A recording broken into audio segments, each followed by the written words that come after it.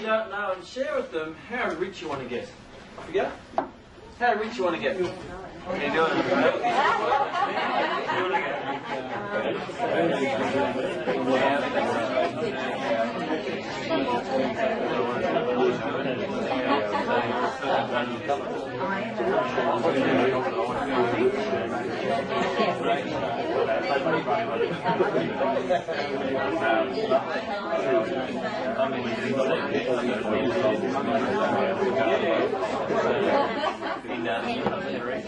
Okay. Is anyone here in the filthy range? The filthy people, put your hand up. No. Anyone can better filthy? How about disgustingly? Yeah, we've got disgusting people, put your hand up. Love that. You get a choice of two. Revolting. Revolting for other people to see it. You have a choice of two. Today you can accept $1 million. Okay. Or you can accept 1 cent. It's a magical cent. That doubles its worth every single day for 31 days. Which would you take? 1 cent. Which would the majority of people take? The $1 million. They take the money and run. Because the 1 cent tomorrow will be 2 cents, and the next day will be 4 cents, the next day will be an amazing 8 cents. And the next day we go into double figures, it becomes 16 cents. Your beauty. I'll be able to buy a lollipop for that. Then it goes up to 32 cents. And the interesting thing, if you keep doubling it for 31 days, it ends up being approximately $21 million. What do most people take? The middle. Take the money. Take the, what we call possibly the easy option. Because it takes. They won't stand up.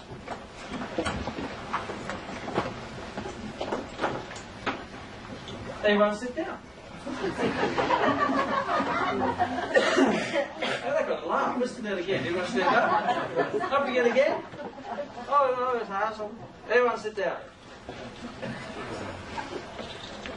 Now, was it hard to stand up? Yes. Yeah, you got to stand up. Well, you had to. Can I say that it's probably really easy to stand up? What's easier than standing up? Sitting down. What's easier than sitting down? Laying down. What's easier than laying down? Staying down. Staying down. Sleeping. Maybe a coma. It's interesting that to stand up is easy, but what's easy than standing up is sitting down. So many times when people make choices, they don't necessarily take the better choice, because the better choice is many times is an easy choice.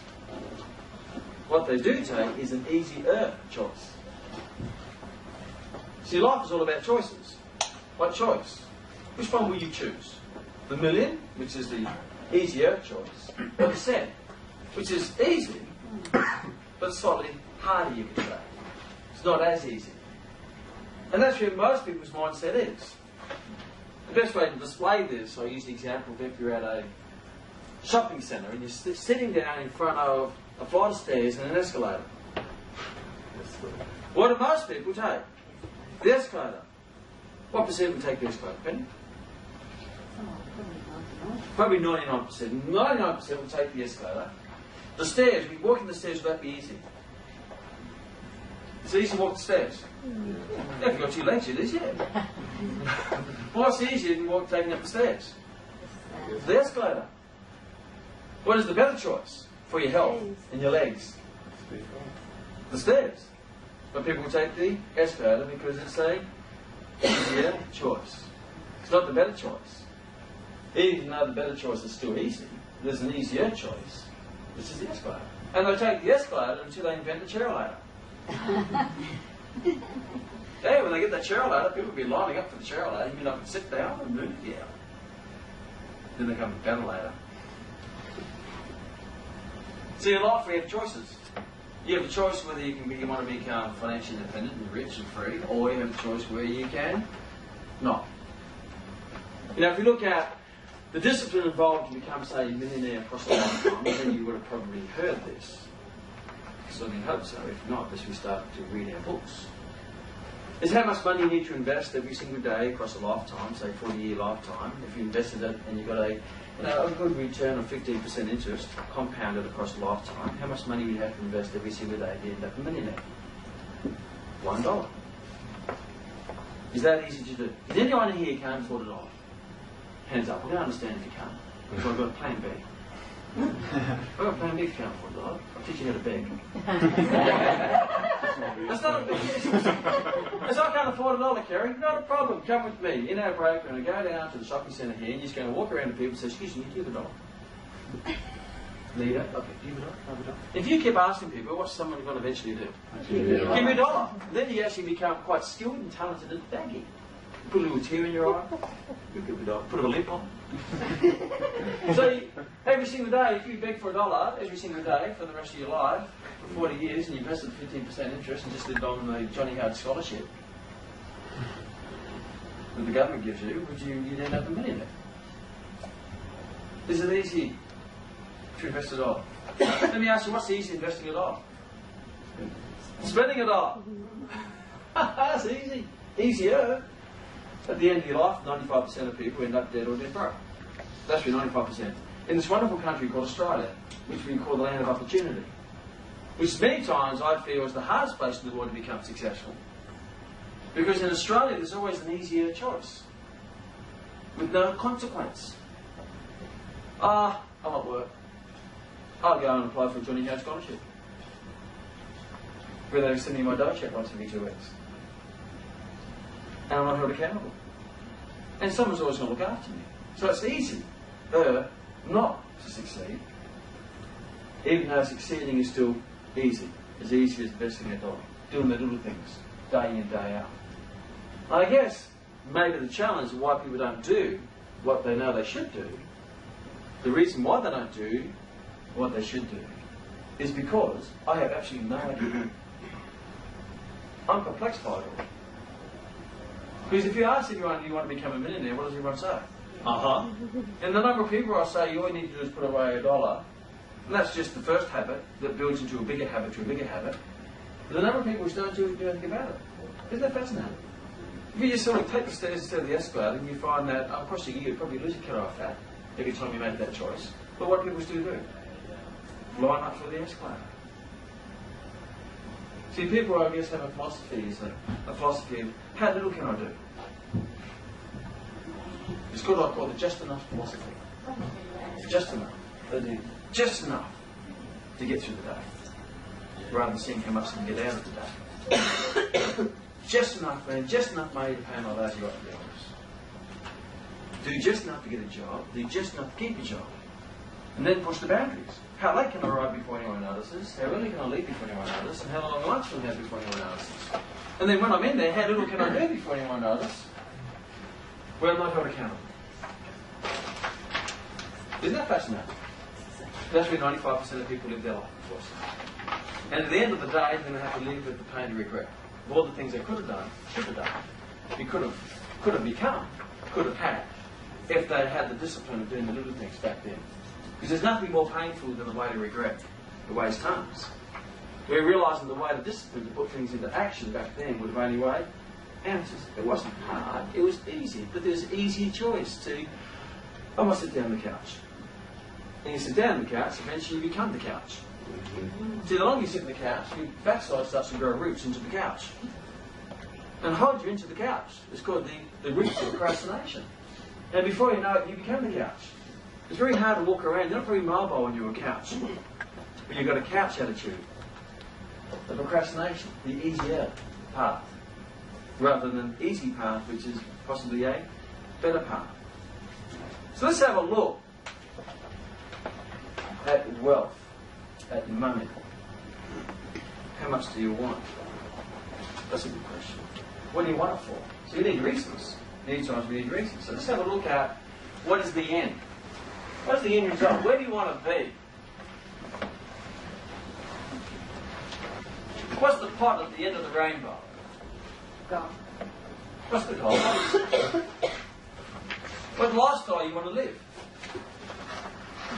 I'll ask you a few questions. Write down your dream car. Write down your dream car. What type of car do you want to be driving? The car that you dream about. The type of car that, you know, when someone says, hey, we're out of milk, and someone go to the corner shop, you go, oh, can I go? Because you just want to hop in your car again. You can always take the scenic route. The long way. Oh, I've got lost. What's shame? We said the drive a bit longer. The type of car that gets you excited.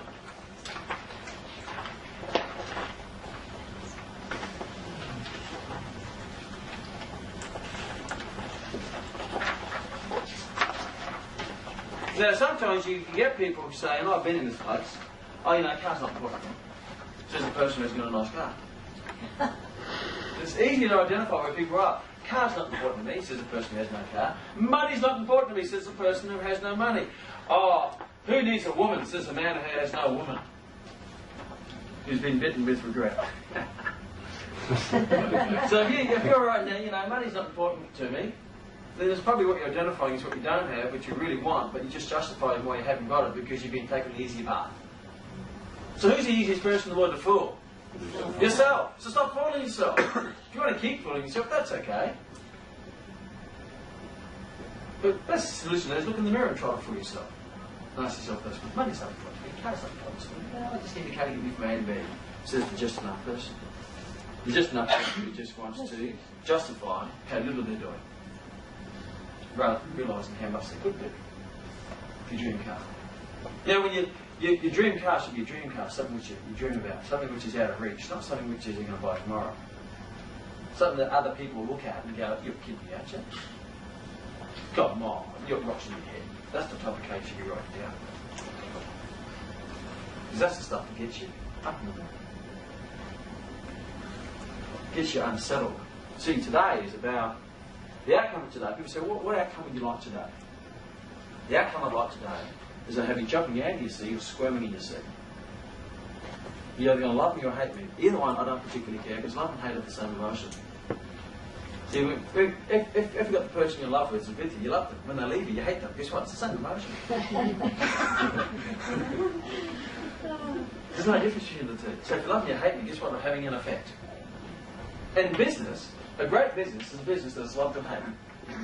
You have people who love you, people who hate you. Many times the people who hate you or criticise you, they're the people who want what you've got, but they're jealous they haven't got it, so therefore they criticise you. But half the time they criticise you something they don't know. So when they throw you criticism, you go, thank you. Because the greatest compliment you can ever get in this world is criticism from someone who wants what you've got. Whether it may not necessarily be the materialistic things, it might be just the influential things, the things that you chase in your dreams, you live the life you want to live, possibly the position you don't really particularly care what people think of you. So therefore they criticise you. All great leaders, all great people are criticised. All great sports people are criticised. Anthony Mundine, Greg Norman, Tiger Woods. I always happy Tiger Woods, you're rated number 3, isn't he pathetic? They criticise him. Roe was reading something the other day, he says, you know you're being successful when someone hates you. You know you become successful when someone hates you. Johnny Howard has half the population hating him, and Latham has half the population hating him. Guess what? They're successful. George Bush is so successful, someone made a whole documentary about him. A whole bagging session, a whole pulling session about him in a documentary to show one side of the story. Thank you for that. Because that's a compliment. And they start writing cartoons about you, that's mega successful. But most people want to avoid that situation. Want to avoid criticism and cynicism. And that's easy to do. All you have to do is say nothing, do nothing, and become nothing. No one know who you are. Therefore no one will criticise you. Because you will be oblivious to the world. But as soon as you put yourself out where you become influential, become successful, become wealthy, become, stand for something. Because if you don't stand for something, you fall for anything. And what you stand for, you're going to have people criticise and try to pull you down. Half the time they don't know what they're pulling you down for. But that's okay. Because half the time the critics know the person being criticised, and the person being criticised and don't know the critics. Because they don't build a monument or a statue for a critic. People trying to exit the statue are known. The statue is known. So if you're being criticised, that's a good thing. Because it means you're having an effect. As long as the effect that you're having in your own integrity is influential in a positive sense. I had someone the other day, and one of my students came up and says, "Oh, I went down and saw this person down at the gym, and she's a HG." Oh, really? It's interesting that they have to share that with you. Because people are always great at delivering bad news, because it builds up their own self-esteem. Oh, they hate you. They said that they hate you down there at the gym. The person that you train. Get you. I said, really? She says, yeah. Hate your courses, hate your college. Think you're full of shit. Oh, that's not right. She said, "Mum, I'll ask you a couple of questions." She says, "What's that?" She says, "Have I ever met them?" She says, "Oh, no. We'd meet you, hate you." Has he ever done a course with us? "Oh, no, I wouldn't do a course here. Hates the courses you do." He's never done one? No. Has he ever been to college? No. So he doesn't know me, he's never done a course, he's never been to college, and he hates me, and the course, and the college. He says, "Yeah, fascinating." So that's the place I don't want to be. Fascinating. Now, you've been influential in the marketplace. Because you're standing out, you become a target. When you drive a new brand new car down the road, guess what? You become a target. You're that miscapitalistic bastard. No, we'll throw an egg at you. Yeah, when the first day I bought my last car, my last car's a Porsche, drove down, turned around, and guess what? Got a neck chucked at me. Thank you. Because if I was driving the Datsun 180B, rust bucket the car that I put my first car, guess what? They wouldn't be wasting eggs on me. There's a Porsche. Datsun 180B? That's a shitbox anyway. See, that's the compliment. The previous car I had to that was a BMW Z3 Roadster. Parked it up in Brisbane, came out of the college, walked around, someone put a knife to the roof. Thank you. See, the thing is, I can always buy a new roof. The person who cut the roof probably couldn't afford a new knife. And psychologically, the poor fella's in a bad place. A place that I would not like to be. Imagine that, walking along the street, mind your own business, and all of a sudden you see a BMW Z3 Roadster, and you think, "You rich capitalistic greedy bastard. I'm poor and you're rich. Oh, I'm going to show you." If that wasn't enough, the number plate pushed him over the edge. "Be funny." So I'll show you funny. Pulls out his knife and slices the roof. Isn't it fantastic? Walks away, I showed him. I can always get a new roof. Stuff it, I get a new car. That's where I park my Porsche now, in the same spot. Hope he's walking by. Damn, he's got a Porsche now.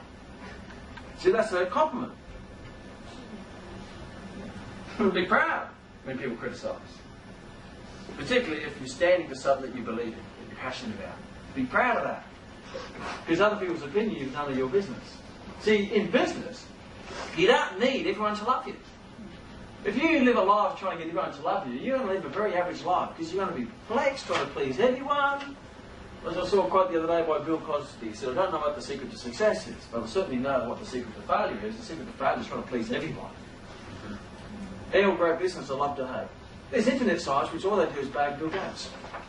I was surfing the other day about internet sites, and they have these sites, all they do is bag that greedy bastard, taking all the money, taking all the influence from the program stuff and all that. They do their whole thing on bagging. Yeah, I love McDonald's, I hate McDonald's. But see, McDonald's just need enough of the target market, enough of the marketplace to make them the most successful business that was in the business world. Yeah, when they first started, they didn't particularly care about the vegetarians. Vegetarians, I hate you, like eating carnivores, they don't care. We're carnivore eating business. So, what car do you want to be driving, stand out, be criticised for? That's a good thing. Where do you want to live? That's a good place. What type of home do you want to live in? What type of home? Just write down the type of home you want to live in. That's nice. Something to park. Something like that? That's good. Just write down that one on there. I'll give you a picture. Carrie's house. That. Where do you want to go on the holidays? How do you want to live your life? How do you want to travel whenever you travel?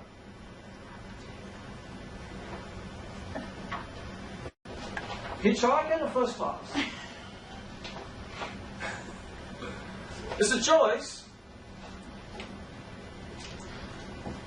Yeah, there are people in the world who are dumber than you, uglier than you, better than you, less trained than you, less skilled than you, less educated than you, who are more successful than you. Did you know that?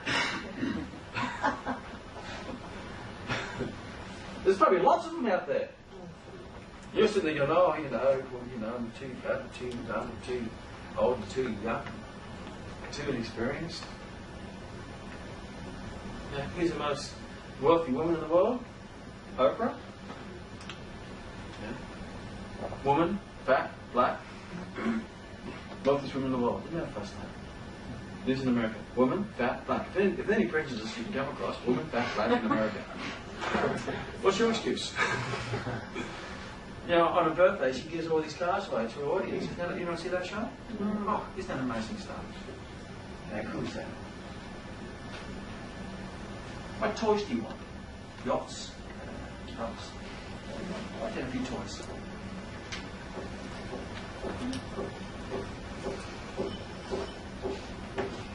Says, yeah, yachts aren't important. I can find something that's important. A jet. Helicopter. See, all of a sudden, somehow we were conditioned to stop to dream.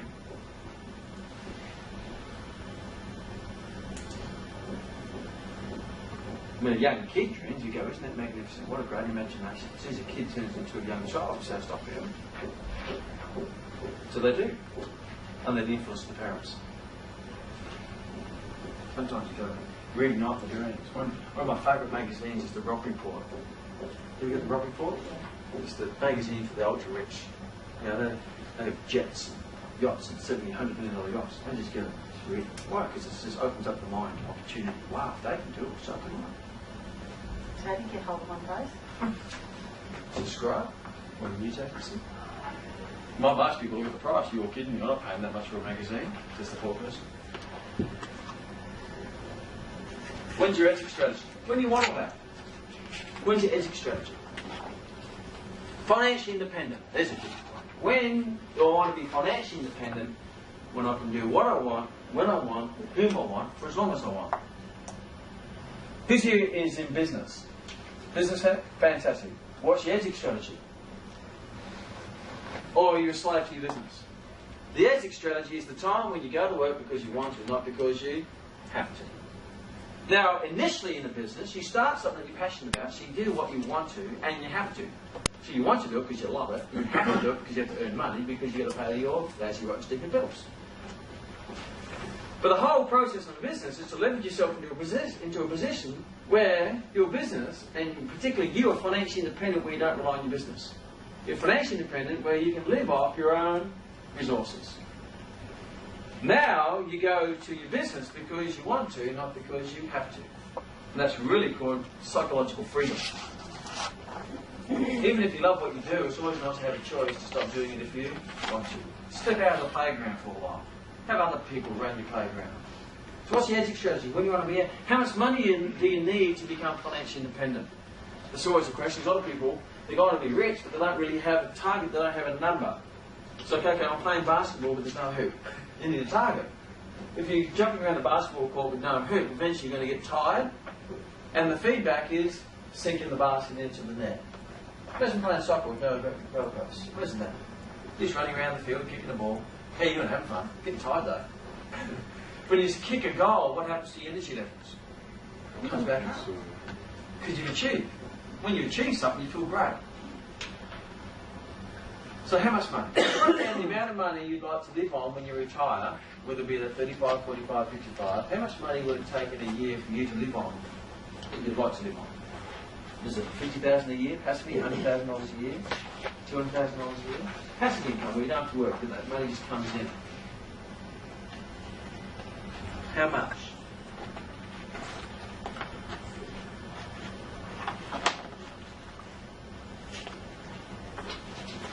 Now, to work out how much in investments you need to be able to generate that amount of money in retirement, where you put that money into a place that is, how can you say, stable, consistent, so it can give you an income year in, year out.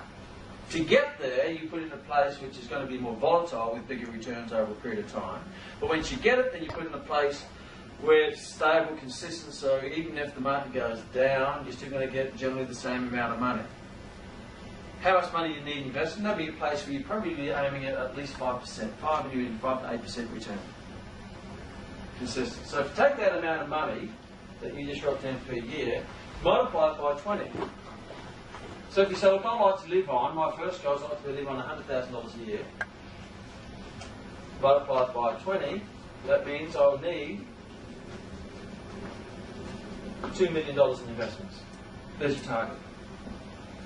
Now, to get the $2 million, you put it into places that may give you 12 to 15% return. But once you got it, you want to say, I want to settle down and just, do a bit more fishing and cruising around the world and see the world and, all that stuff, then you're going to need probably around about 2 million, depending on what you wrote, multiplied by 20. Now that gives you your target. So if you don't have a target, you've nothing to aim for. If you aim at nothing, you're sure to hit it. Nothing. A lot of people say, I want to be rich and be financially independent. And say, well, give me some numbers. See, whether you like it or not, life is all about numbers.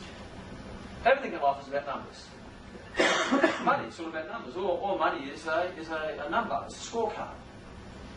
Now, the more emotional you are about it, the less you're going to get it, by the way. It's just a transaction. All money is a transaction. You lose a bit with just a few numbers. I can make it somewhere else. You go, oh my gosh, I lost all this money. You don't even call it money. If you're buying places, if money, I'll give you a couple of hints. When your money's leaving your hands, you speak in a different vocabulary than money coming into your hands. Because money leaving your hands is always painful, agree? Mm-hmm. It's painful. Oh my God, money out. Money in is always pleasurable, isn't that, guys? So what you want to do is minimise the pain, increase the pleasure. So just say you make $20,000. You see what I said? $20,000. Oh mate, how much do you make? $20,000. How much does it cost you? 20K. See the difference in emotion? So if I remove dollars and thousands, that's the exaggeration factor, it becomes 20K. Just know that. How much does it cost you? 20. Yeah. How much is a Porsche? 140. Shit up, yeah. You sell the property, how much are you making it? $100,000. $1,000. Thousands of dollars. Really? Oh, it's unreal. Yes. How much is stamp duty? 20K. See the different mindset? So you use the positive emotions in accepting and reduce those negative emotions when leaving. That way that doesn't hinder your next opportunity. We have to have a bit of courage to take action on something which you don't really know about. How much money? Quite important. What's your numbers? What are your numbers? In sales, you go through sales, it's all about numbers. How many inquiries? How many phone calls? How many appointments? How many conversions? How many referrals? Numbers, numbers, numbers. Many times, numbers will always tell the story. The story very rarely tells the numbers. How's business? Fantastic. Really? What's your profit? I speak to salespeople, how did you go today? Oh, I had a great day. Spoke to a lot of people. I already know that you didn't have a good day because you're telling me a story. If you made 20 sales today and they'll say, how's your day? What's the first thing you come out of your mouth? Made 20 sales. See, when people have a good day, they go to the numbers. When they have a bad day, they go to the story. And the story very rarely tells the numbers, but the story always tells the numbers always tell the story. How many sales today? 0. Ooh, that tells me a big story. We need some more training. Life is all about numbers. Personal relationships are all about numbers. If you're in the hunt for a partner, you increase the numbers. Meet more people. When you meet someone you like, then you smile and laugh. Yeah. Say hello, you pay attention, you send them cards, you send them text messages, you take them out to dinner a lot, you listen to them a lot, you give them a lot of attention, give them a lot of compliments, and send a lot of flowers. See, the numbers are high, increasing your chances. All of a sudden, you've got a relationship, you're in that match. Oh, anyway, then you get married. What happens to the numbers now? Numbers drop. Stop going out for dinner, you stop looking at them, you stop paying attention to them, you stop saying you love them, you stop sending them flowers, you stop doing text messages, stop doing all this because, and then what happens? The partner's at the door for the pool cleaner. Where are you going? I'm leaving. Why? You don't tell me you love me anymore. You don't send me flowers anymore. What's happening to the numbers? Numbers low, outcome, poor. Numbers high, outcome, okay. Don't live in the story. Live in the numbers, because the numbers will tell the story. If you don't like the story, increase the numbers and the story becomes more pleasant.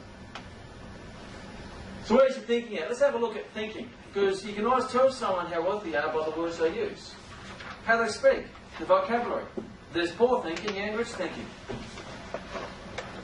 I'll go through the different types of thinking. First off, people who think rich are rich. People who think rich are rich. They think rich and they are rich.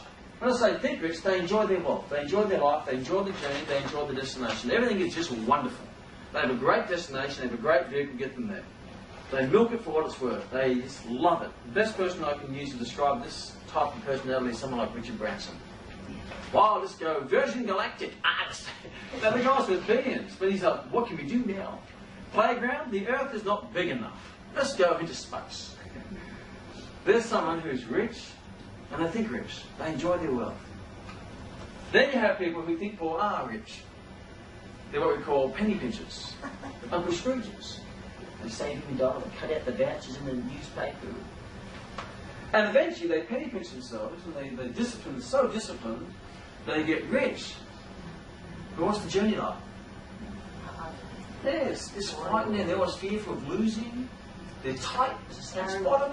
Paranoid of losing, paranoid of being taken advantage of. Think poor are rich. We come across people like that. So the destination's great, but the journey, by the time you get there, you don't die. And your kids go and spend it all having a ball.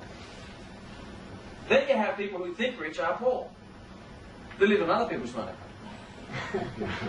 You know, they have the nice suits, they have the cars, they have the look, but you know, underneath it all, there's nothing there. It's all on credit, debt, but they do things to impress other people. So the difference between think rich are poor, people who think rich are poor do things to impress. Think rich are rich do things to express. It's a big difference between the two. They do it because that's who they are. They enjoy the journey. They don't buy the car to impress other people. They buy the car because it makes them feel bloody awesome. They wear the nice clothes because it makes them feel bloody awesome. They don't wear the nice clothes to, label drop. Tell people what they're worth. The perception. So these people who think rich are poor live in the perception. I guess the coast has a reputation for that. And it's superficial. And that's a reputation. There's certainly a lot of people on the coast who are in the top bracket, think rich are rich. And a lot of them are very humble. And some people just drive what they want to drive. See, wealth is a choice. That's the beautiful thing about wealth. Now, Rob Walton owns Walmart, drives around in a ute. Yeah, he's one of the richest men in the world. He drives in a ute because he chooses to. But he could drive around in a Porsche. He has a choice. See, there's the choice. You have the choice whether you go first class or economy class. That's a choice. That's where the freedom is. That's where the power is. That's where the satisfaction is. You got a choice. See, people who go domestic don't have a choice. If you have to go to Bristol, you have to go to Sydney to see your brother's birthday or something like that. You go there and you're not very good. You're poor. And you go and you can have a seat in domestic, and they say, look, on economy class, it's look, unfortunately there's no seats, but there's a seat available in first class. All of a sudden, guess what? You're not going to sit there. I sit on a postcard. But if you go to the airport and you're rich, you say, look, I like to go to Sydney, here's any seats in first class, and they say, look, unfortunately there's no seats in first class, there's a seats still in economy class. You go to Sydney. If there's no seats anywhere, you just hire a jet. So there's choice. And that's what life is a lovely place to be. You can choose to do what you want to do. It gives you that freedom. Yeah, people think poor are poor. They're poor and they know they're poor. Now, none of these are right or wrong, by the way. They're just different. You just have to decide where you want to live your life. Where do you want to live your life? You know, if you think poor are poor, that's okay. But if that's where you choose to be, this is my suggestion for you. Live there, be happy there, but don't whinge. Don't whinge about what you haven't got. Don't whinge what other people have. And don't criticise and be a critic. If you're whinging, get out of the spot and move into the next category, or into another category. Let me just get a general feeling of where we are. Anyone here want to be think poor, are poor? Anyone in that category? No? Just, I need to know this stuff. Anyone in the wants to think rich, are poor? That's probably the second best place to be, I think. You die leaving a massive debt. Geez, you had a great journey. I have a family connection who lives in that area. Drives a BMW, wears the design clothes and all that bit, but underneath this was zero. Because he's having a great time. Anyone who wants to be think poor, are rich? Who wants to think poor, penny pinch yourself to success? Anyone in that? Who wants to be in the top one? Think rich, are rich? Yeah? I just have to make sure of that. So I don't offend anybody. Because if I'm going to offend someone, I just say, just leave, that way I don't offend you. That's okay. It's okay to be different. Because at the end of the day, what we think is what we become. The two most powerful influential people you're going to have in your life are your conscious mind and subconscious mind. Your conscious mind we call conscious Charlie. Conscious Charlie takes in information, analyses information, makes decisions and creates beliefs. So whatever happens to us, we decide what to happen. Conscious change makes decisions, it's good or it's bad. I can or I can't. It's wonderful, it's not wonderful. I feel happy, I feel miserable. That's the decision made at the conscious level. Then we have subconscious mind we call enthusiastic sammy. Enthusiastic sammy can do one thing and one thing only. Enthusiastically, positively back up what conscious change decides. So whatever conscious change decides, enthusiastic sammy goes, yeah, you're right, you're right. So if you say, I can't afford it, what's enthusiastic sammy say? Yeah, you're right. It's a backup system. So if this side of the room is conscious Charlie, this side of the room is enthusiastic Sammy. So this is how you feel. You jump out of bed, and say, I feel fantastic, go, say it. I feel fantastic. With passion, go. I feel fantastic. All you can do is back him up. You go, yes, you do feel fantastic, go. And all of a sudden you start feeling better. If you're on this side, you go through the day and you look at something and says, I can't afford it, say it. I can't afford it. No, yes. Now, there's no more thought going towards what you can't afford. You don't think about it again. You just put a full stop at there. It's finished. I can't afford it. Boom. Don't think about it again. If you say, look, I'm always broke, say it. I'm always broke. Yes. And what enthusiastic Sammy starts looking for ways to make you broke. Today, he looks out subconsciously looking for ways to make you broke. See, I'm always losing money, say it. I'm always losing money. Yes, and guess what happens? The enthusiastic Sammy starts looking for ways to lose money. And at the end of the day, you go, I don't know where it all went. You ever get to that stage? I don't know where it all goes. I spent up 31, when I was 31 years of age, making lots and lots of money, but at the end of the day, I lost it all.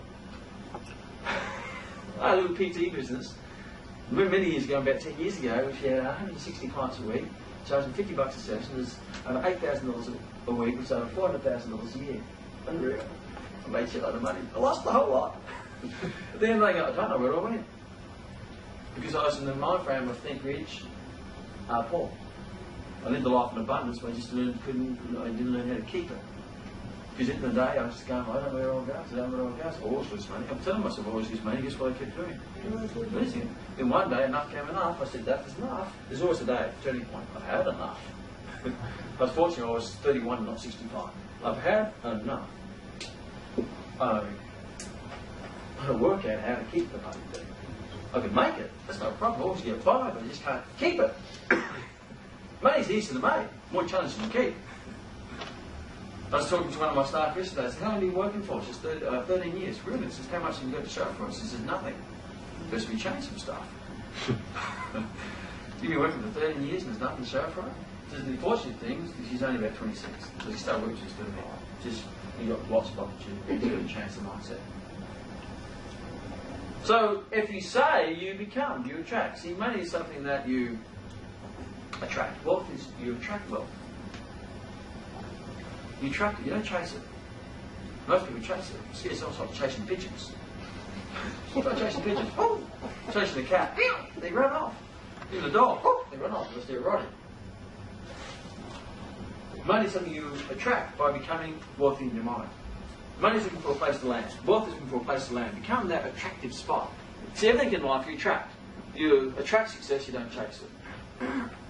You attract happiness by becoming happy. That attracts happiness. But if you're a grumpy, miserable, grumpy old person, you're not going to attract any happiness into your world. Because happiness doesn't get attracted to that. So you ask yourself, are you the type of person who lights up a room when you walk in, or do you lighten it up when you walk out? Become attractive. Happiness is you attract. Love, you attract love. You don't chase it, that's called stalking. You attract it by becoming lovable. You attract wealth by becoming wealthy. Someone once said to me, I was fortunate in my early years when I was the personal trainer, I was training many influential, very successful, wealthy people. And one of my clients said to me one day, Gary, how much do you want to be earning? And at that stage, I wasn't earning a great deal. And I said, I'd like to be able to earn $100,000 a year. He says, Gary, if you want to earn $100,000 a year, I've got a piece of advice for you. What's that? Start looking like you earn $100,000 a year. Because at the time I was in, the short shorts and my little brother's t-shirt. A gym bag, I'm a personal trainer.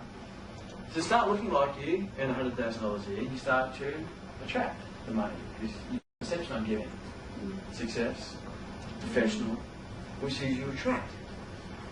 If you look like you're getting somewhere, people want to be involved. If you go to a restaurant and it's full, people go, oh, and there's another restaurant beside and it's empty, where do you want to go and eat?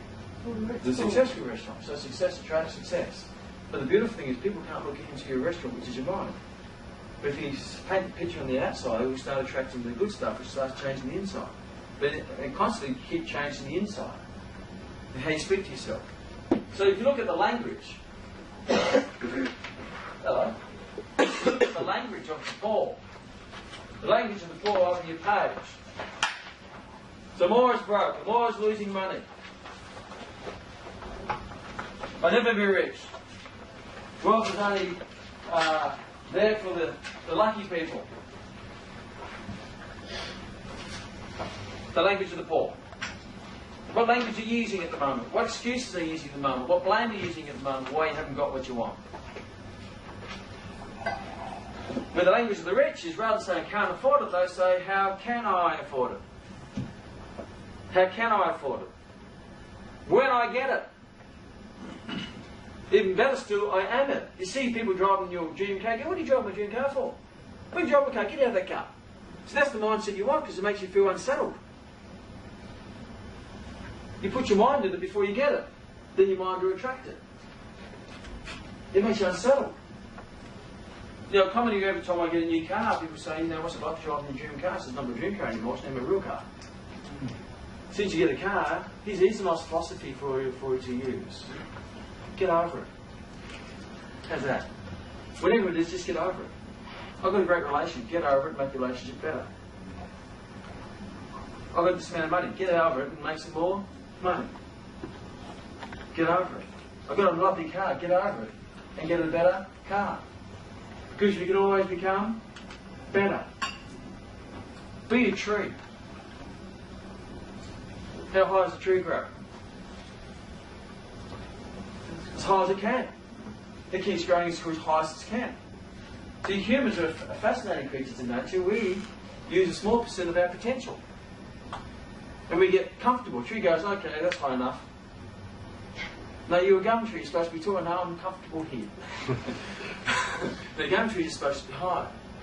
And what's with the pine tree? How come the pine tree is not growing? Because he's comfortable. Now, pine trees keep growing. So the beautiful thing with the mind is we can keep expanding it, we can keep growing it. But we start to condition ourselves to limit ourselves by becoming comfortable. Time to sit on the couch. So then I was supposed to get over it. It's always good to have a philosophy in wealth. What is your philosophy in wealth? I have a number of philosophies I use. The first one I developed when I went to that phase where I used to live for the day and don't worry about tomorrow. That's when I was think rich, are poor. I lived for the day, spend everything today and don't worry about tomorrow. So tomorrow came I had nothing, but geez, I had good memories. So I changed that. Live for the day and save some for tomorrow. So I enjoy the day, enjoy my wealth today, enjoy the journey today, and I'll save a bit for tomorrow. Have a good time today, but save some for tomorrow. Have a few drinks today, but save some for tomorrow. Don't try to drink everything today. Don't drink the whole bottle of bourbon today. Save some for tomorrow. That's a little philosophy. Spend your money today, enjoy today, but save some for tomorrow. Plan some for tomorrow. The other philosophy I live by is I live a life of abundance. I live a life of abundance. I live a life where I'm seeking and attracting abundance of money, abundance of materialistic things, abundance of cars, abundance of love, abundance of happiness, abundance of joy, and abundance of sharing, abundance of charity, abundance, everything is an abundance, because why wouldn't you? The world has is an unlimited supply of everything. You just tap into as much as you can. So what I want you to write down some ideas, what would be in your philosophy of wealth. Because your philosophy is your compass that directs you to the destination you want to become.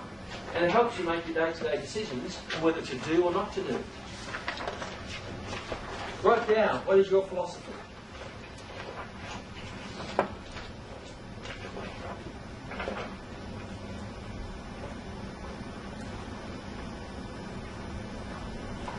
Just start with some meaningful words that mean something to you.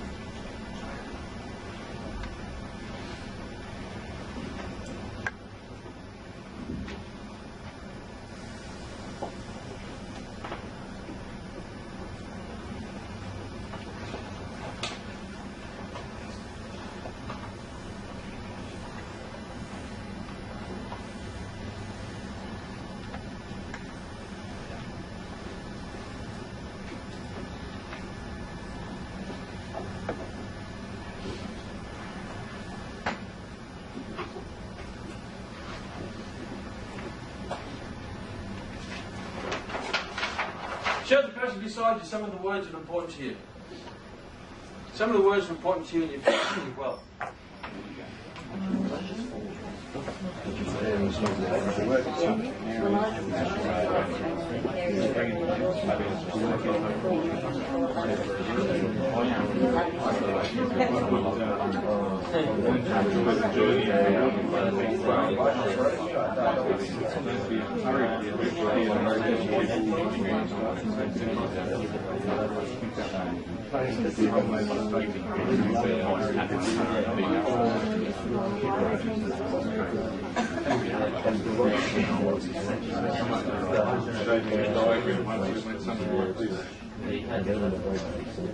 I'll quickly share with you a friend of mine who's one of my clients. He was an accountant, and he shared with me what he calls a poverty line. And I've renamed it, made it what we call the lifestyle line. He's called the poverty line. And it's interesting, we all have this line that we tend to get attracted to of wealth. So if this is the amount of money you need to get by, get from one work to the other, pay your later up your bills, get by to just enough. And we get comfortable there. When we start earning more money than what our line is, what tends to happen to the money? Yeah, you just lose it. You get a tax return, you get an inheritance, or some money from nowhere, and all of a sudden, at the end of the week, you go, I don't know where it all went. And what happens? It tends to come back to the line. Other times, you get a bill, an unpredictable bill, like your car breaks down, and all of a sudden you think, I don't know, where am I going to get the money to pay for my car? And somehow you become resourceful, and what do? You always seem to dig yourself out of trouble. Humans are amazing like that. If you don't give up, you always can dig yourself out of trouble. And then you get another influx of money, a commission check. And what happens? You lose it. And at the end of the day, you equal, if it's a low line, you equal zero. So it's an amazing thing to look at that if we have an oversupply, we waste. If you have an undersupply, we become resourceful. So you can use this line, but we all have a history of using it. All we need to do is to raise it. Because if you raise it, you raise your potential to earn the money. If you increase your potential to earn the money, then you can use it in other areas of your life. So there's two sides of the equation. This is the lifestyle line. So for example, I always met a friend of mine, his brother was a real estate agent. Every time I saw him, he seemed to have a new car. And I said, how come you always have a new car? And he said, well, I always buy a car I can't quite afford. And I thought at the time, that's crazy. Sort of, because I was at the stage of my life, I thought you only get a car to get from A to B, so as a person with a shitty car. As a person who has a car to get from A to B, an $800 car, that's my only fee. And the interesting thing is, as soon as you get comfortable with where you are, you lose your resourcefulness. You can't shrink yourself to greatness. You have to grow yourself, because there's going to be growing pains. So sometimes you have to make yourself uncomfortable, to stretch yourself. It's like an old pair of bunny, get an old pair of bunny, stretch them, they don't come back to their resting leg. The mind's the same thing, you stretch your mind, you won't go back. I'll never go back to the Datsun. No matter what happens, you never go back to your old car. Because your mind won't allow you to, because you've grown out of the car. They're great for merging traffic. What's that? They're great for merging traffic. Oh, they are. HD. Bang, get out of the way, dents all over it. The noise of it scared people. Rattle, rattle, rattle, rattle. So the trick is to raise your property line. That's a good start. Now be careful that if you keep raising it but you don't do anything with it, you'll be thinking rich are poor. So just say, for example, some things you can do to raise your property line. Buy a new car. Stretch yourself into the new car, become resourceful. Commit to things that turn you on. Not to waste, things that turn you on. See, if I use the example, if I was still driving the Datsun 80B today, I wouldn't be where I am today. I wouldn't be, because driving the Datsun 80B didn't stretch my mind. When I bought a new car, guess what I felt? Better. I became more resourceful, more empowered, more, whew, then I got to the next car. Yes, when I went to the next car. Then you're trying to get your car, you feel better, so you increase your performance, you increase your expectations. So you don't get what you want, you get what you expect. You don't get what you want in life, you get what you expect in life. So you expect it, and you attract it. And sometimes you have to make that little step into it, even though you're not quite ready for it. But when you step into it, you become ready for it because you have to. You have to. Everything, I remember upgrading where I was living throughout life. It's where I went, we can't quite afford it, but you know, let's go and commit to it, and that will make us afford it. We become more resourceful, we increase our productivity, we increase our resourcefulness, we increase our value. All of a sudden we can afford it. And you never think about, geez, look at the money we could save. You know, you find, this is a classic example, you find that if you read most books on financial planning, they're written by a lot of times financial planners, where a lot of them aren't all necessarily that wealthy. Because they study well. They're poor, so how do I get rich? I'll study it. So if you don't have it, you study it, you teach it. Isn't that fascinating? That's why most psychologists are psycho. I'm a psycho, so what do I study? Psychology.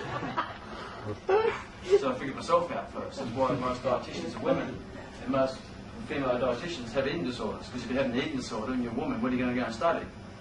Dietetics. That's why most dietitians look the same. There's very few male dietitians.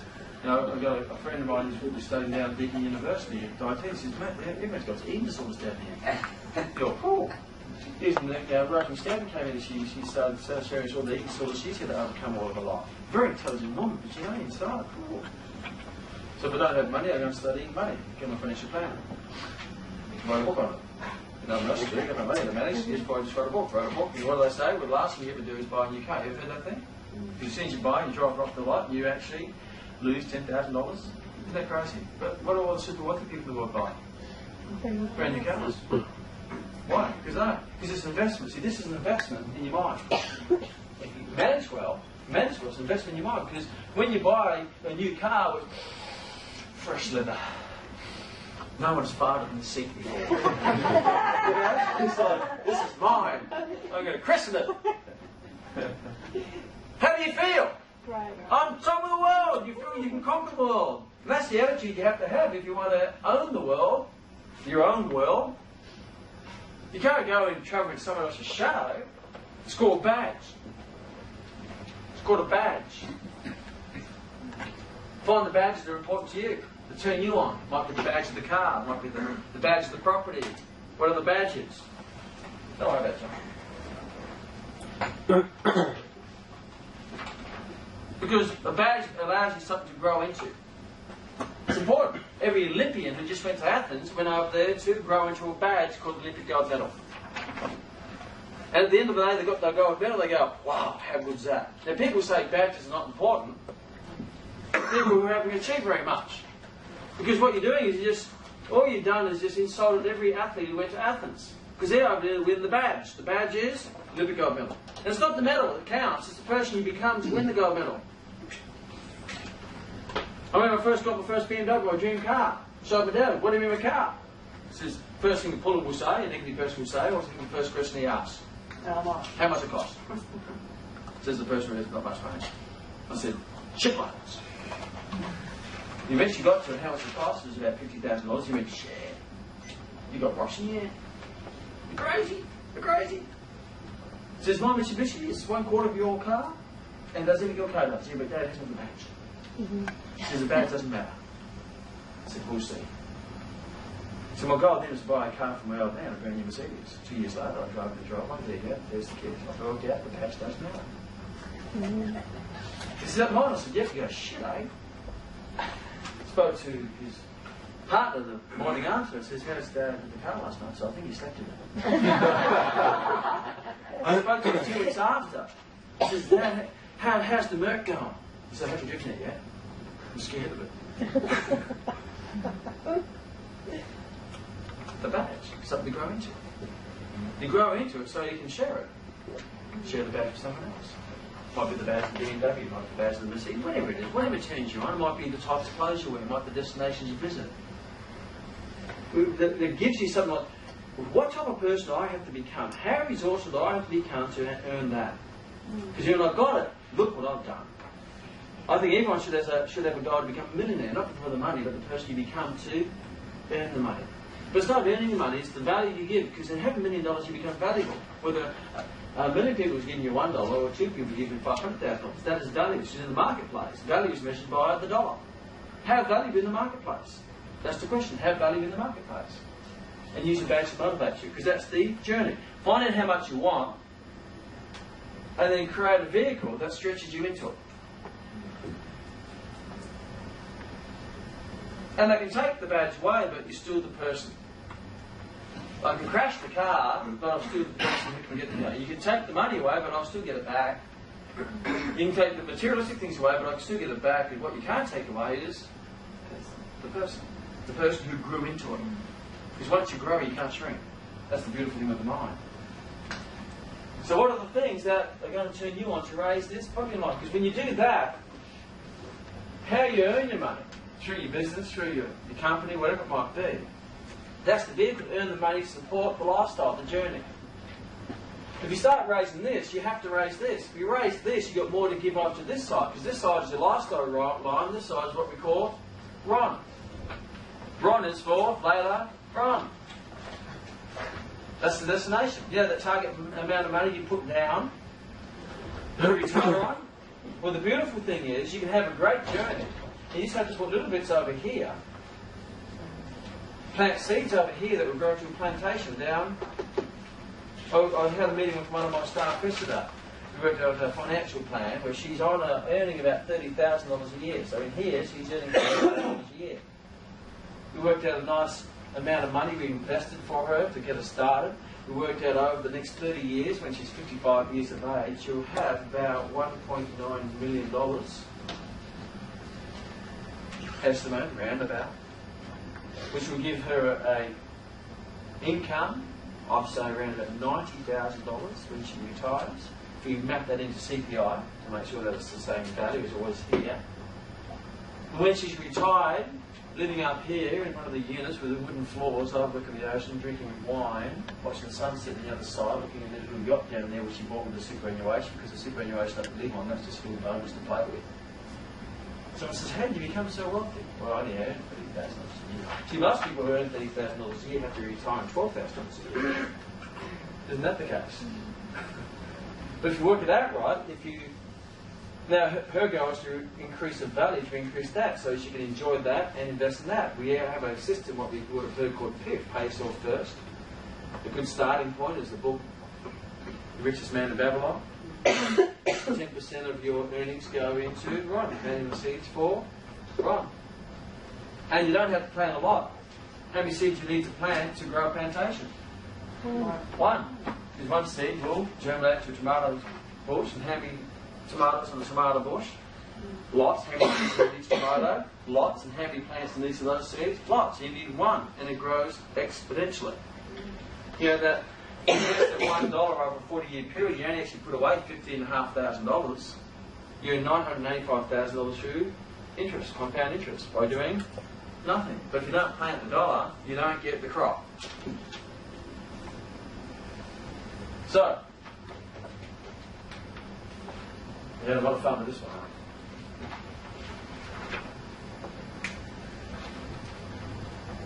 Where's your thinking at? The language of the poor, or are you thinking at the language of the rich?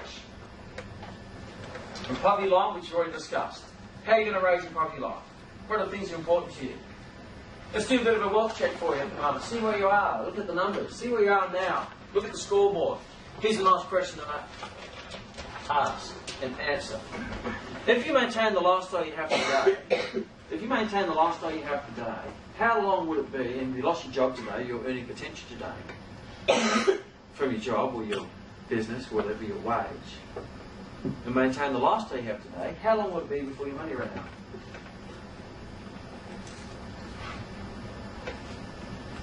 You write it down. Even if it's painful. If it's pleasurable, write it down in big letters. Look at this. Now, if the answer is you can live forever, because the money you earn from your passive income, the money you earn from your investments, puts you in the lifestyle you are, now you're financially independent. And if you're financially independent, then you ask yourself, how much more abundance can I live? See, I got financially independent around 36, 37. But that's on a standard amount of money. Ever since then, so now how much more can I have? Rather than living on $100,000 a year, how can I live on $200,000, making $1 million a year? Puts you in a good place. So what does your wealth check say about you? What have you got to show for all the time in the past? What's left over? If you sold everything up, paid off all your debts, what would be left? If the number's not that, you know, when I go around the country and share your wealth creation plan with the rest of the country in the seminar series, so there's my plan, go and deliver it to the world. Where are you now? What's the number say?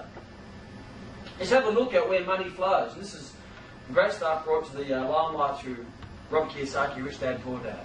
What do the poor do? They have a job, they earn money, they spend it on expenses, they end up poor. What they get, they spend. Then you have the middle class, and we've all been in these situations some stage in our life. Middle class, earn money, they spend on expenses, they buy liabilities such as, you know, their cars and their boats and stuff like that. And they end up zero at the end of the day. So they get lots of things, but they've got nothing of value. That's where I spent most of my life, in earning good money, having good holidays, buying nice cars, eating at good restaurants, buying nice clothes, give the perception that I'm really rich. But at the end of the day, once I paid it all off, what would I be worth? Not much. Actually, negative.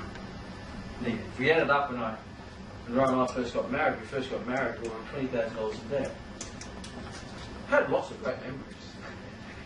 Lots of stories, but nothing stable for the future. What do the rich do? They put all their money into, or most of them, good portion of money into assets. The assets generate income so they can maintain their toys, their liabilities, and expenses. But the ultimate goal is to be able to generate your money from your assets. What middle class do is that they will actually, when they get the income increase, they'll increase their liabilities, buy more toys, have a better lifestyle, buy a bigger pool, have a house extension.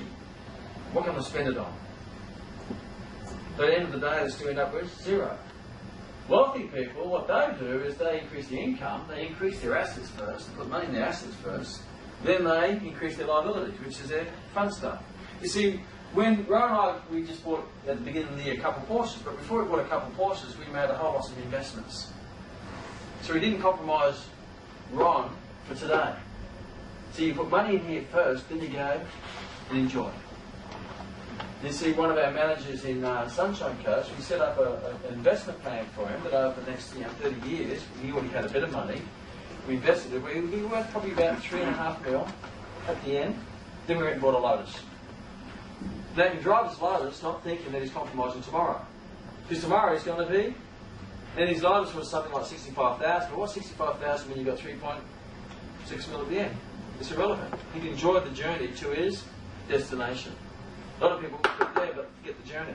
A lot of people go here but they forget the destination. Set up the destination, then look at the vehicle so you can have fun time achieving it. Too often people take it all too seriously. Now I had a coffee with one of our other staff this morning and we worked out he's going to be worth probably around about $7 million with his investments. And he's just bought another property and he's also bought himself a brand new sports car. Now, because you got the destination, you got the property, now let's have a look at the journey. Go enjoy the journey. Because that gets you up, gets you fired up, gets you enjoying. You know, you eventually get there and say, what a miserable life I had. You can have your cake and eat it. And it's just a balance between the two. At the end of the day, you want money working for you, you're not working for money. Profits are better than wages. Wages earn you a living, profits earn you a fortune. So there's different places you can earn money. This is in a lot of Rich Dad, Poor Dad stuff. Cash flow quadrant.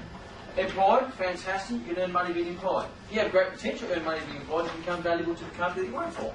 Ensure the company you work for is in line with the integrity and the ethics and the passion of what you believe in. So it becomes a part of your life. When your leisure matches your discipline and work, then it's a fun place. It's not work, it's play. I haven't worked for 22 years. I've played for 22 years in a big playground from the health and fitness industry. I love it. It's a boy, I have a buzz. I never worked a day. And unfortunately, through the lessons I've learned, I'm now in a position where I play because I want to, not because I have to. When beforehand I had to play because I had to, but I also wanted to.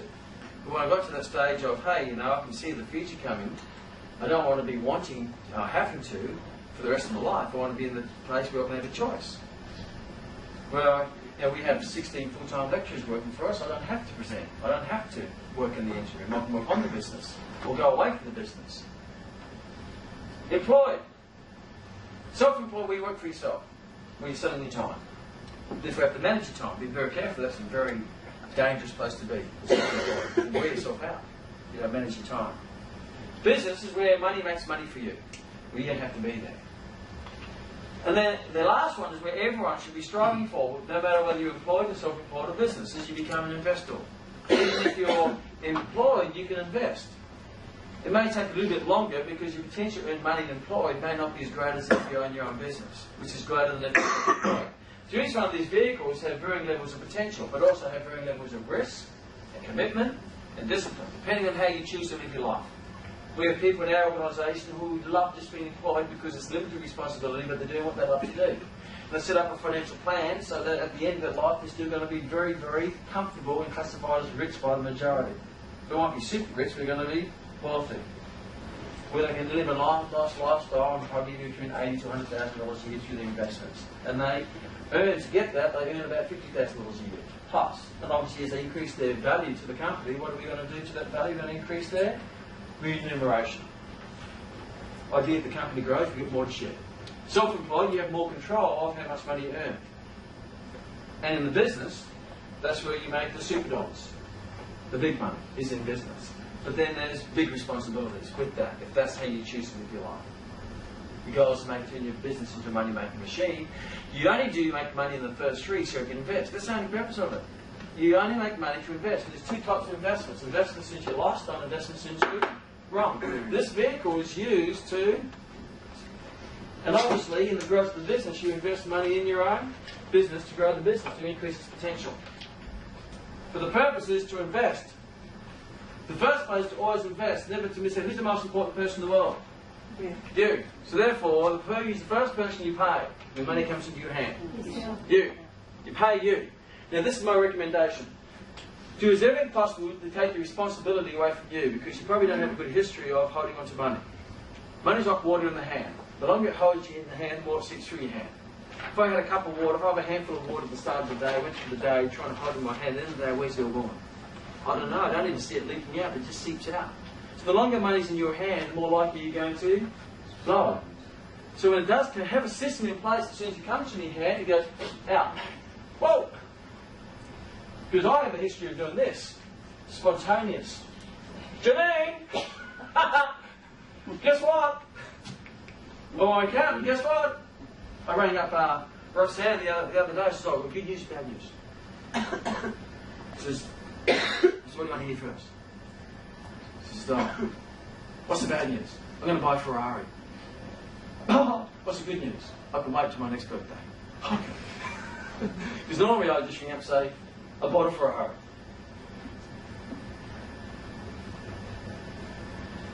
Spontaneous.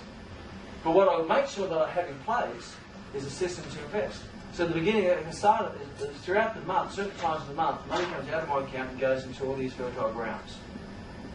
So a small part of it goes into super, I have men's funds, I have other investments, I have shares, and then also add to that properties and all sorts of stuff. That keeps it out of my hands, that estate, and I never touch it. I never touch it. So money goes into there for wrong. Then I list my other priorities. The last at the end is my bills. That's the last. What do most people pay first? Bills. We live on what's left. What's left? Nothing. There's no face there. Bills last. No, wait, not going into it, trust me. That reminds you, but when you've got bills at the end of it, what do you become? More resourceful. So if you always get by, remember you have the philosophy you can always get by? But you leave yourself to last, it's easy to say, okay, I'll wait till tomorrow. But if you leave your bills to last, then you become resourceful to pay your bills. It's called repositioning. So you put your investments and your lifestyle, and your business and your tax, all those things have to go up high up. But you are the most important person. Pay yourself first. Worry about anyone else later. Now if you have to cover it, you naturally become resourceful. We already said we have a history of pulling ourselves out of the hole. In one way, some ways, you know, with this diversion of money, I always make sure that I'm left short. I'm I'm always short. Everything I do, I'm always short. When the fat gets high, I skim it off. I throw it into the ground for a run, and if I need something over here, or I really want something over here, then I'll go and commit over here. But if there's nothing over here, I'm really happy with everything, and I can wait for my Ferrari to then I just throw everything here. And I leave myself short here, so when times come to have to pay bills and wages and stuff like that, I become resourceful. And somehow, you sort of send messages out to the cosmos, and things just come to you. I don't know how it works. But if I find if I leave myself fat here, I lose it all. But if I skim it here, I build it here. Skim it, build. Always dig myself a little bit of a hole. But I don't mind doing that, because at the end of the day, guess what I've got over here? I can always draw upon all this money if worse comes to worse, but I've never had to draw upon it. But it's nice there. Imagine this, that I'll use this analogy for people when they first get started. Imagine that you found out you had a great-grandmother who's going to leave you $2 million when you retire. Leave you $2 million when you retire. How does that make you feel now? If you knew that at the end you're going to have $2 million when you retire. Relieved. Isn't that magical? We all got grandmas. All you need to do is put a system in place so you guarantee that your grandma leaves you coffee milk. Well, you see, you can live the life of a millionaire now even if you've got the money, because you know you're going to get it when you retire. And that is setting up an investment plan, automatic, out of your control, systematic. That's just automatic. And all you do along the way is just add to it by probably property or whatever it might be, or opportunities. Many times I get my accountant ring up, hey, we've got this investment opportunity. If you've got a spare 20 grand in there, you can whack it in there. He says, okay, that sounds good, put it in there. Got a bit of fat, skim it off, throw it away. But underneath it, the boys got this system to at least guarantee me the worst case scenario, that I can be pretty good compared to most. Gives you more courage to take more chances today. To set up your grandma today. Your grandma account, which is your system. When you're making money, you have to make sure you find something you love to do, otherwise what's the point? Find something you love to do and find out a way how to make money out of it. There's always a way to make money out of it, even if it's been done. Because if you love it, probably other people love it too. If there's a market for it, you've got to find out where they hang out. And acknowledge that money is important. Is money important to you? Shit, yeah! Because the language of, it's not that important, means you don't get it. It's very important to me. And I match it in with my passion, my integrity, my values, my life, and I get abundance of everything. It's not compromising anything. I don't compromise money for this or life for money. Everything goes together. And sometimes if it compromises my values, then I say no to it, because it's not important. That's not important to compromise. Everything has to match in. Therefore, it's what I call sleep factor. You go to bed with your head in the pillow, you sleep deep because you've done the right thing. This comes back to your ethics and morals. Money's important. Try looking without it. But it's also a measuring stick of value. It's just a number. So the goal is to increase your lifestyle line, to increase your journey, and make sure that you look after the right, which is your destination. If you set up your destination, you guarantee this is the worst case scenario of my destination, then you can have more fun in your life. Because that's the worst case scenario. You can buy your dream car and not worry about the destination, it's already set up. A lot of people buy the car and feel guilty because they think they should be putting it somewhere else. It's a split factor. Any money that you get which is comes to your hands you don't expect it, I always do a 50-50 split. Just a little system. You have systems in place, 50-50 split. So if I get a lump amount of money, well, I didn't know I was going to get that. 50 goes to the run, 50 goes to the life. What do most people do with it? Spend it all in life. Leave none for run. So my day-to-day earnings, my day-to-day budget is going to be a cent in here and a large percent here. Because I need a small percent here to get a massive amount here. But I need a larger amount here to enjoy today. But if there's this little baggage of money pop out of the sky, well, look at that. There's 10,000. And what I'll do is that if I've got nothing to spend in here, I throw it all into here, pretend I never got it. If I've got something to spend here, I'll spend 50% here, 50% there. So I never compromise tomorrow for today. I never compromise today for tomorrow. I evenly spend it. Put your mind in a good place where you can have your cake and eat it too. You never feel guilty about what you should be doing, what you could be doing. What should I do with this money? Be very careful who you ask for advice. Because most people are broke. Find out what most people are doing and do the opposite. That's my suggestion. What are you doing? You're doing that. You're poor and do the opposite. find out what the minority are doing, who the wealthy. A couple of plans. It's always nice to have a bit of a plan. Plan A, Plan B, Plan C. Plan A is long-term plan. What's the worst case scenario? Plan A is a long-term plan, which is maybe it's 65. Worst case scenario, how much can we work for 65? How little can I put away? Investment plan is going to guarantee me this. That's Plan A. Then you set up a plan, what I call Plan B. A Plan B is that going to be slightly higher risk, a bit more volatile, a bit more aggressive, but it's going to give you an exit strategy at about 45. Exit strategy 45, and whatever age you... My first exit strategy was 45.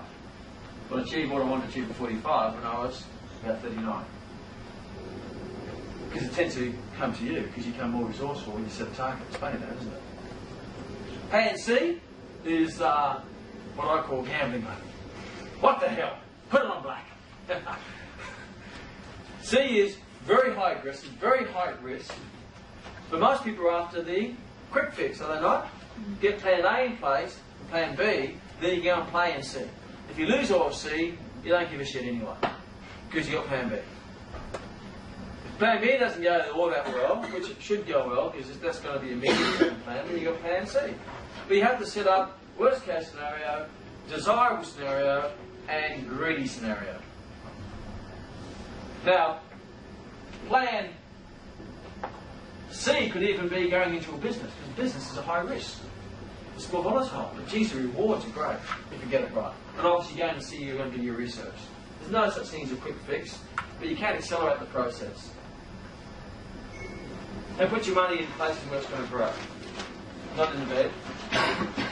Three basic places: cash. Cash should be in a place that's at least getting 5%. At least, but you only put a small percent in cash. 5 to 10% cash.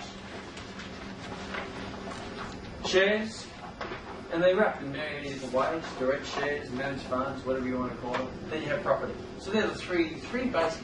Basically, you come back to basics. They're the three basic areas you have money. The majority in cash, so you can take advantage of opportunities. If something comes up, wow, you can draw it upon.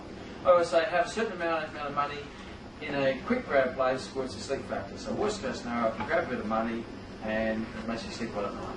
I was speaking to one of my staff yesterday. I said, what you want to do is build this up to about $1,000 to $2,000. That's just sleep factor. Car breaks down, emergency, whatever you've got that.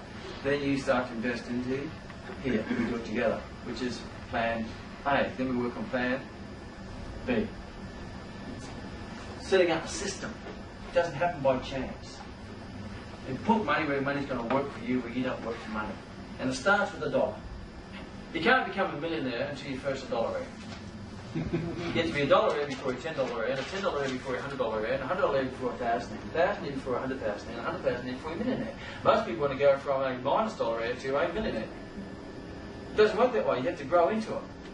You don't go from a decimated B to a Porsche or to a Ferrari. You go through about 7 cars of growing my mind, to stretch myself, to make myself uncomfortable. Always be prepared for the worst.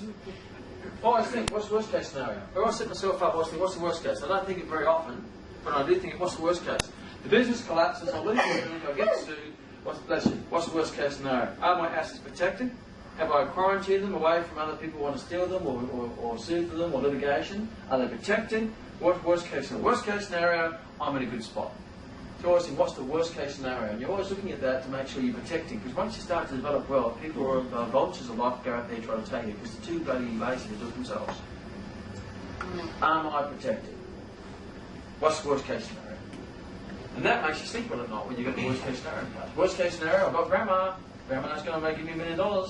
I have got the money now, but really I'm feeling great now because I'm going to get it. It may not be $1 million, it might be 900,000, it might be $1.5 million. Who knows, depending on the economy. One thing you will know about the economy, if you invest in the fertile ground of the economy, the marketplace, whether it be the property marketplace or whether it be the shares, what we do know it's going to have something like this. But the overall movement's going to be up. And along the way there's going to be fear and greed, doomsday, but property's going to burst, shares are no good, blah, blah, blah. Don't listen to all that crap. The people who are saying, the ones who are on the outside looking in, going, oh, it's scary and risky in there, isn't it? Just get in the game. And you probably find that the economy will tend to go in about 7-year cycles. Around that 7-year cycle, there'll be a wave. The property boom will be a wave. But if you're on the beach, not in the ocean, guess what? You missed the wave. Because you don't know when it's going to come. So just get in there. At first you may feel you're drowning, but just keep swimming, all of a sudden the wave will come, pick you up, and all of a sudden, holy shit, I'm rich. Ain't that great? But if you're sitting on the ocean, I'll sit on the beach, I'll wait till I swim out. If you're on the beach, guess what? You missed the wave. You've got to be in the game to win the game. You can't be on the outskirts. And understanding that there's generally a 7-year cycle. So if you're 20, you've got many opportunities to catch lots of waves. You only get the less waves you got. If you're not in the ocean, get in there. Throw your sunshine, your money in there. And then the waves, the tide comes in, the tide goes out. The tide comes in, the tide, there's good times to bad times. There's good times to bad times. It's always going to be. It rains, it's drought. It rains, it's drought. That's nature. It's the nature of the game. It's the nature of the environment. It's just nature. It's the nature of the marketplace. Don't expect to have a pool reward you in the ocean with the opportunities. Just go up and down. But over time, we're going to be end up here. Even if you start at the low here, or the high here and it drops down, you're still going to get the high up here. At the end of the day, it doesn't make much difference over time. At the end of the day, it doesn't make a lot of difference. Get advice, start learning, educating yourself. If you want to be wealthy, what do you have to study? Well, if you want to be happy, what do you have to study? Happiness. You want to be in love, what do you have to study? Love. You want to be great at this, what do you have to study? Business. So you make it a study. Surround yourself. If someone wants to share with me, if you want to look at where you're going to be in 10 years' time, look at it's going to be determined by the books you read and the people you met. So start reading books, because you can actually meet people through books, because people write books. I have a huge smile on my face. One of my staff was reading Richard Branson's Losing Your Virginity. What a great book. Wow, she's investing in her attitude. Then you surround yourself with good people. People who can help you. People who can give you advice. And sometimes, the advice will give you, okay, I can take a calculated risk. There's always going to be risk. There's only one thing worse than taking a risk, that is not taking a risk. Sitting on the beach. No one dies from it. At the end of the day, you're generating wealth so you can share. So life is all about giving before receiving. If you want to smile, what do you have to give first? Smile. Smile. Isn't that amazing? If you want money, what do you have to give? Money. You have to give back before you get. If you want to grow a plantation, what do you have to give? Seed. You can say, look, I'm going to keep my seed. I'm not planting seed. Well, what if it doesn't grow? See, when you plant seeds, not all your seeds germinate. When you throw money into the marketplace, not all of them germinate. You'll lose some. But how many do you need to take off? How many seeds do you need to germinate? Not a lot. Because those seeds will generate more fruit that produces more seeds, that produces more trees, produces more fruit. So opportunity comes like this. I use this in many different aspects of business. Marketing, sales, money. You start throwing seeds. Just keep throwing seeds. If you find you're throwing seeds and nothing's germinating, probably you're throwing them in the desert. Because you change where you're throwing them. Wrong place. You have to throw them in the wrong place where what the right place is. But then life will give you hints. If you want to grow big trees, you go and look where the big trees are. You don't go where there are no trees. Because if there's probably fertile ground, there'll probably be trees there. Not to say that there wouldn't be trees if you planted them there. So you go where the big trees are. You go where the successful people are. People more successful than you, people with more money than you, because it makes you feel less significant, it makes you stretch. You don't want to be a small fish or the big fish in the tiny pond. You want to be there with the growing fish in the massive pond. So you surround yourself with people who are doing more than you. How to stretch yourself. We have a philosophy is you learn to live on around about 70% of your money. 10% goes into PIF or RON. 10% goes into charity, whether it be family, organisation, whatever it's giving back. And 10% goes into you, re-educating yourself. Doing seminars, reading books, learning, growing. Your own self-education. Because you've got to keep expanding your mind consistently. The beautiful thing with giving in the charity part is that what it says about the economy. If you give, you haven't got. You're basically telling yourself subconsciously that there's an abundance out there, so there's plenty to get. So give, and you're saying that there's plenty, because if you give, it frees up the gates to attract it to you. So if you haven't got much, start giving, and you start to find who start coming. Because of what it says to yourself is that I can give because I know there's plenty to get. But if you hold on to it, you're acknowledging there's not plenty to get, and if I have to save what I've got before I never will have very much.